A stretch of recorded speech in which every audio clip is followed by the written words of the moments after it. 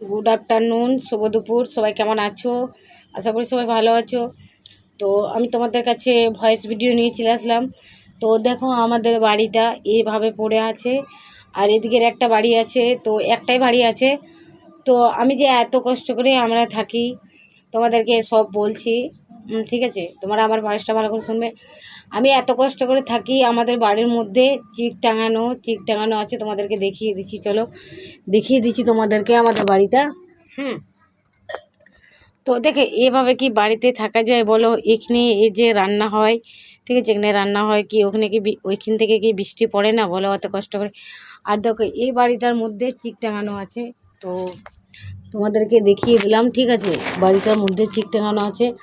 আর আমি এত কষ্ট করে থাকি হাতে চপ্পল পরে, চপ্পল এই কারণে আমি পরি যে দেখতে পেয়েছো অনেক নোংরা রাস্তাঘাটে, একটু চলাফেরা করলে বাইরে কুলি দুয়ারে বেরোলে তো নোংরা, তার জন্য হাতে চটিলি, হাতটা সেফটি থাকার জন্য।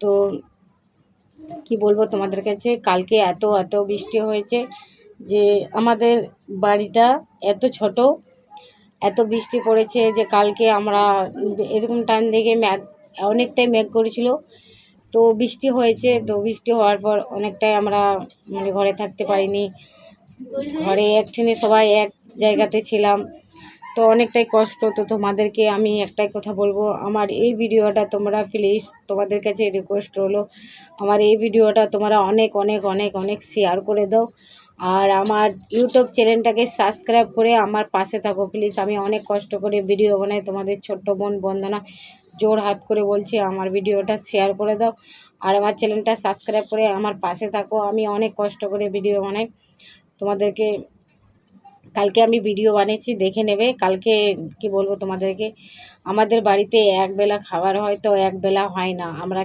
খাওয়ার জন্য অনেক কষ্ট করি। আমার বাবা ছোটোতে মারা গিয়েছে, ঠিক আছে? আমার ভাইয়ের তখন 4 মাস বয়স, তো এখন আমার ভাইয়ের হলো 25 বছর বয়স।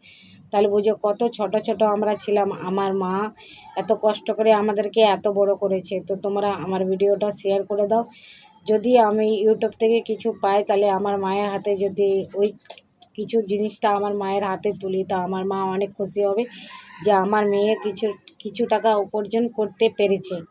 তো তাই তোমাদের কাছে আমার রিকোয়েস্ট, আমার ভিডিওটা অনেক অনেক শেয়ার করে দেবে, চ্যানেলটা সাবস্ক্রাইব করে আমার পাশে থাকবে। আমি অনেক কষ্ট করে ভিডিও বানাই। আমার মায়ের হাঁটুর ব্যথা, আমার মা চলতে পারে না, আমার মা অনেক কষ্ট করে। তোমাদেরকে আমার মাকেও নিয়ে আসবো আমার ভিডিওর মাধ্যমে। আমার মা এখন বাড়িতে নেই, তার জন্যে আমি যখন সময় পাবো আমার মাকে ভিডিওর মাধ্যমে নিয়ে আসবো, দেখে নেবে আমার মাকে। তো প্লিজ তোমরা ভিডিওটা শেয়ার করে দাও, আর আমার চ্যানেলটা সাবস্ক্রাইব করে আমার পাশে